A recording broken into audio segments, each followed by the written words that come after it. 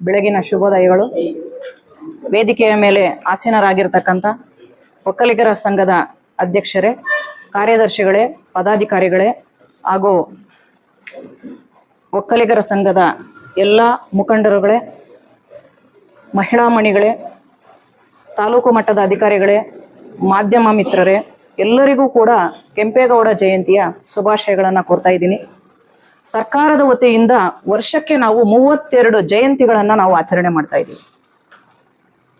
ಸರ್ಕಾರ ಈ ಜಯಂತಿಗಳನ್ನು ಯಾಕೆ ಗುರುತಿಸಿ ಆಚರಣೆ ಮಾಡೋದಕ್ಕೆ ಕೊಟ್ಟಿದೆ ಅಂತಂದ್ರೆ, ಈ ಮಹಾನ್ ನಾಯಕರು 32 ಜಯಂತಿಗಳ ನಾಯಕರು ಏನಿದ್ದಾರೆ, ಅವರು ಜನರ ಹೃದಯ ಸಿಂಹಾಸನದಲ್ಲಿ ಸ್ಥಾನವನ್ನು ಪಡೆದಿದ್ದಾರೆ. ಮೊದಲಿಗೆ ಅವರ ಜಯಂತಿಗಳನ್ನು ಆಚರಣೆ ಮಾಡಬೇಕು ಅಂತಂದ್ರೆ ಅವರಿಗೆ ಉತ್ತಮವಾದಂಥ ಒಂದು ಗುರಿ, ಉದ್ದೇಶಗಳು, ಉದಾತ್ತ ಧ್ಯೇಯಗಳು, ಚಿಂತನೆಗಳು, ಆದರ್ಶಗಳು ಅವರಲ್ಲಿತ್ತು. ಅದೇ ರೀತಿ ನಮ್ಮ ಕೆಂಪೇಗೌಡ ನಾಡಪ್ರಭುಗಳಾಗಿದ್ದಾರೆ. ಸೊ ಅವರ ಜಯಂತಿಯನ್ನು ನಾವು ಇವತ್ತು ಸರ್ಕಾರದ ವತಿಯಿಂದ ಆಚರಣೆ ಮಾಡ್ತಾ ಇದ್ದೀವಿ.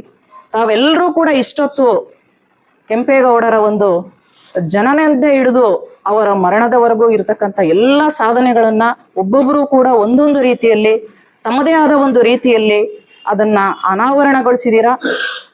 ಜೊತೆಗೆ ಅವರ ಸಾಧನೆಗಳು ಹೇಗಿತ್ತು, ಬೆಂಗಳೂರು ನಗರವನ್ನ ಯಾವ ರೀತಿ ನಿರ್ಮಾಣ ಮಾಡಿದ್ರು, ಇವತ್ತಿರ್ತಕ್ಕಂಥ ಉದ್ಯಾನ ನಗರಿ ಸ್ಮಾರ್ಟ್ ಸಿಟಿ ಬರೋದಕ್ಕೆ ಒಂದು ಬೇಸ್ ಅಡಿಪಾಯ ಏನಿತ್ತು ಅದನ್ನ ಕೆಂಪೇಗೌಡರು ಹಾಕ್ಕೊಟ್ರು ಅಂತ ತಾವೆಲ್ಲರೂ ಕೂಡ ಅವ್ರ ಬಗ್ಗೆ ಬಹಳಷ್ಟು ವಿಷಯಗಳನ್ನ ಚರ್ಚೆ ಮಾಡಿದ್ದೀರ. ನಿಜವಾಗ್ಲೂ ಕೂಡ ನಾವೆಲ್ಲರೂ ಯುವಕರು ಆಗಿರ್ಬೋದು ಅಥವಾ ವಯಸ್ಕರಾಗಿರ್ಬೋದು, ಇವತ್ತು ನಾವು ಅವರ ಆದರ್ಶಗಳನ್ನ ಪಾಲನೆ ಮಾಡಬೇಕಾಗಿದೆ. ಅವರ ಗುರಿ ಉದ್ದೇಶಗಳು ಏನಿತ್ತು, ಅವರ ಆಡಳಿತಾವಧಿಯಲ್ಲಿ ಜನರು ಯಾವ ರೀತಿ ಇದ್ರು, ಎಷ್ಟೊಂದು ನೆಮ್ಮದಿಯಾಗಿದ್ರು, ಸುಭಿಕ್ಷವಾಗಿದ್ರು, ಎಲ್ಲರೂ ಕೂಡ ನೆಮ್ಮದಿಯಿಂದ ಇದ್ರು. ಯಾವುದೇ ರೀತಿಯಾದಂಥ ಸ್ವಾರ್ಥ ಇರಲಿಲ್ಲ, ದ್ವೇಷ ಇರಲಿಲ್ಲ, ಮೋಸ ಇರಲಿಲ್ಲ, ವಂಚನೆ ಇರಲಿಲ್ಲ, ಜಗಳಗಳಿರಲಿಲ್ಲ. ಬಹಳಷ್ಟು ನೆಮ್ಮದಿಯಾಗಿ ಜೀವನ ಮಾಡ್ತಾ ಇದ್ರು. ಪ್ರತಿಯೊಬ್ಬರು ಕೂಡ ನೆಮ್ಮದಿಯಿಂದ ಇರೋದೇ ಅವರ ಒಂದು ಆಶಯ ಆಗಿತ್ತು. ಅವರನ್ನ ಚೆನ್ನಾಗಿ ನೋಡಿ ಜನರೆಲ್ಲರೂ ಕೂಡ ಸುಭಿಕ್ಷವಾಗಿರಬೇಕು ಅನ್ನೋದೇ ಅವರ ಆಸೆ ಆಗಿತ್ತು. ಅವರಲ್ಲಿ ನಿಸ್ವಾರ್ಥ ಇರಲಿಲ್ಲ. ಅವರಿಗೆ ನನಗೆ ಅಧಿಕಾರ ಬೇಕು ಅನ್ನೋ ಒಂದು ಇದಿರಲಿಲ್ಲ. ವಿಜಯನಗರದ ಅರಸರಿಗೆ ಸಾಮಂತರಾಗಿದ್ರು ಇವರು. ಕೊನೆಯವರೆಗೂ ಕೂಡ ಅವರು ಸ್ವತಂತ್ರರಾಗೋದಕ್ಕೆ ಇಷ್ಟನೇ ಪಡಲಿಲ್ಲ. ನಾನು ವಿಜಯನಗರದ ಅರಸರಿಗೆ ನಿಷ್ಠಾವಂತವಾಗಿರಬೇಕು ಅಂತ ಅವರು ಸಾಮಂತರಾಗೇ ಇದ್ರು. ಯಲಹಂಕದ ನಾಡಪ್ರಭುಗಳಾಗಿದ್ರು ಅವರು. ಸೊ ಯಾವತ್ತೂ ಕೂಡ ಸತ್ಯ, ನಿಷ್ಠೆ ಒಂದು ಇದನ್ನ ತಮ್ಮ ಶಕ್ತಿಯನ್ನಾಗಿಸ್ಕೊಂಡಿದ್ರು. ನಿಷ್ಠರಾಗಿರ್ತೀನಿ ಅಂದ್ರು.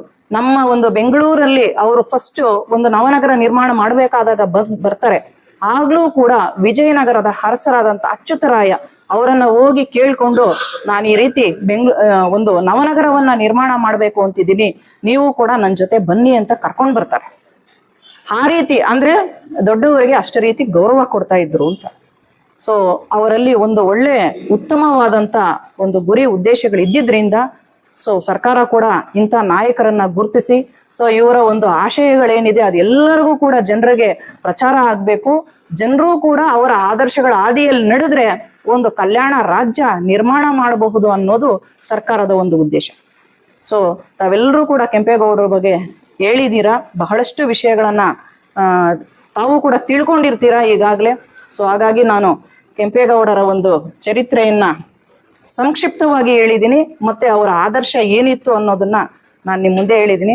ಸೊ ಅವ್ರು ಹಾಕ್ಕೊಟ್ಟಿರ್ತಕ್ಕಂಥ ಹಾದಿಯಲ್ಲಿ ನಾವೆಲ್ಲರೂ ಕೂಡ ನಡೆಯೋಣ ಅಂತ ಹೇಳ್ತಾ, ನಮ್ಮಲ್ಲಿ ಇರ್ತಕ್ಕಂಥ ಭೇದ ಭಾವ, ಈ ಕೀಳು ಮೇಲು, ಈ ಶ್ರೀಮಂತರು ಬಡವರು, ಈ ಎಲ್ಲ ಒಂದು ಇದನ್ನ ನಾವೆಲ್ಲ ಬಿಟ್ಟು ಎಲ್ಲರೂ ಕೂಡ ಸಮಾನರು ಎಂಬತಕ್ಕಂಥದ್ದನ್ನ ಭಾವಿಸ್ತಾ, ನಮ್ಮ ಸಂವಿಧಾನದ ಆಶಯ ಏನಿದೆ ಭ್ರಾತೃತ್ವ ಭಾವನೆಯನ್ನ ನಾವೆಲ್ಲರೂ ಕೂಡ ಎತ್ತಿ ಹಿಡಿಬೇಕು. ಸಹಕಾರ, ಸ್ನೇಹ ಭಾವ, ಭಾತೃತ್ವ ಭಾವನೆ ಇರಬೇಕು ನಮ್ಮಲ್ಲಿ. ಸೊ ಸಂವಿಧಾನದ ಆಶಯವನ್ನು ಕೂಡ ನಾನು ಈ ಸಮಯದಲ್ಲಿ ನೆನಪಿಸ್ತಾ, ನಮ್ಮ ನಾಡಪ್ರಭು ಕೆಂಪೇಗೌಡರು ಬಹಳಷ್ಟು ಕಡಿಮೆ ಕಾಲಾವಧಿ ಜೀವನ ಮಾಡಿದ್ರೂ ಕೂಡ ಅವರ ಸಾಧನೆಗಳು ಇವತ್ತು ವಿಶ್ವ ಮಟ್ಟದಲ್ಲಿ ಹೆಸರಾಗಿದ್ದಾವೆ. ಸೊ ಆ ರೀತಿನೇ ನಮ್ಮ ಒಂದು ಚಿಂತನೆಗಳು, ಆದರ್ಶಗಳು ಕೂಡ ಬಹಳಷ್ಟು ಎತ್ತರದಲ್ಲಿರಬೇಕು. ಯಾವಾಗಲೂ ಕೂಡ ಸರಳ ಜೀವನ ಮಾಡಿದ್ರು ಕೂಡ ನಮ್ಮ ಯೋಚನೆ ಎತ್ತರಕ್ಕಿರಬೇಕು. ನಮ್ಮದು ಯೋಚನೆಗಳು ಎಲ್ಲವೂ ಕೂಡ ಆದರ್ಶಮಯವಾಗಿರಬೇಕು ಅಂತ ಹೇಳ್ತಾ, ಸೊ ಜಯಂತಿಯಲ್ಲಿ ನಾನು ಕೂಡ ಭಾಗವಹಿಸಿ ಬಹಳ ಉತ್ತಮವಾಗಿ ವ್ಯವಸ್ಥಿತವಾಗಿ ಈ ಕಾರ್ಯಕ್ರಮ ಮೂಡಿ ಬಂದಿದೆ. ಸೊ ಎಲ್ಲ ಜನಾಂಗದ ಮುಖಂಡರುಗಳಿಗೆ ನನ್ನ ಒಂದು ವಂದನೆಗಳನ್ನು ತಿಳಿಸ್ತಾ ನನ್ನ ಮಾತನ್ನು ಮುಗಿಸ್ತಾ ಇದ್ದೀನಿ.